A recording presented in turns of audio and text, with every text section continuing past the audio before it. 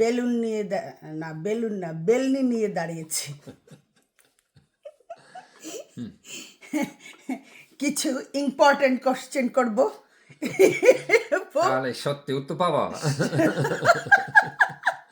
এবং আনসার একেবারে সাফ সাফ সত্যি সত্যি দেবা, কোনো এক্সকিউজ নাই।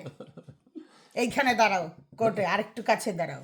হ্যাঁ, এই আবার এত ঠেলা দিয়ে শোনো, হ্যাঁ, বাংলাদেশে হাইকোর্টে ল অর্ডার হয়েছে যে প্রথম বউকে মানে ফার্স্ট ওয়াইফকে আস্কিং না করে ছেলেরা বিয়ে করতে পারে। আর দ্বিতীয় ওয়াইফ কি করব? তোমার ওপিনিয়ন বলো, কেমন হ্যাপি? টিকিট দেখতে হবে নাকি? বলো বলো, আই ওয়ান্ট টু হিয়ার। বলো বলো। এটা কি? এটা কি নিয়ম? বাংলাদেশে যাইতে চাও এই অপরচুনিটির জন্য? না। খুশি হয়েছ?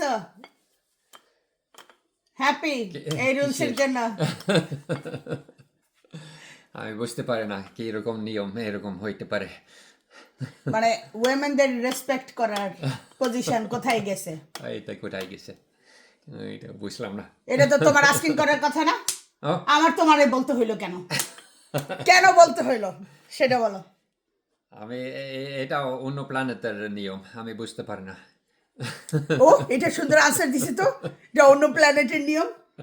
বাংলাদেশ আমার দেশ, এটা কোন কিভাবে অন্য প্ল্যানেট হলো? না, আমি জানি না এরকম চিন্তা কি রকম আসবে। Can you imagine? নো, এইটাই। মানে এইটা মানে বাংলাদেশের নারীদের মানে মেয়েদের কোন পজিশনে নিয়ে স্ট্যান্ড করাইছে?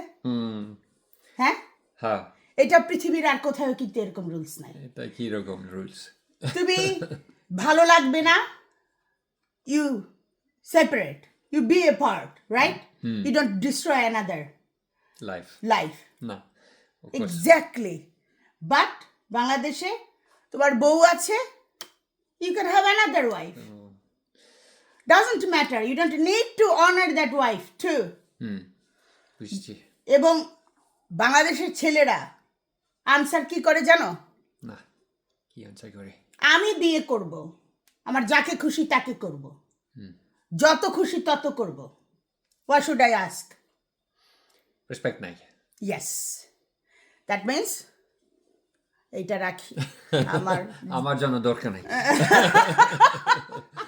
সত্যি সত্যি হানি, তোমার জন্য দরকার নেই। আমরা 22 বছর সংসার করি একসাথে, কোনোদিন এই কথা চিন্তাও করতে পারিনি। না, হ্যাঁ, যে এরকম মানুষের মাথায় থট আসতে পারে অ্যান্ড এটার জন্য মানুষ হ্যাপি হতে পারে। না, আমি বুঝতে পারি না। না, আসলে আমিও বুঝতে পারি না। আমাদের মেয়েদের জীবনটা কোথায় গিয়ে দাঁড়িয়েছে, এটা আসলে একটু ফান করে করলাম, কিন্তু এক্স্যাক্টলি আমার মেসেজ হচ্ছে আমরা মেয়েদের কোথায় নিয়ে দাঁড় করিয়েছি। দিস ইজ আসলেই স্যাড। আসলে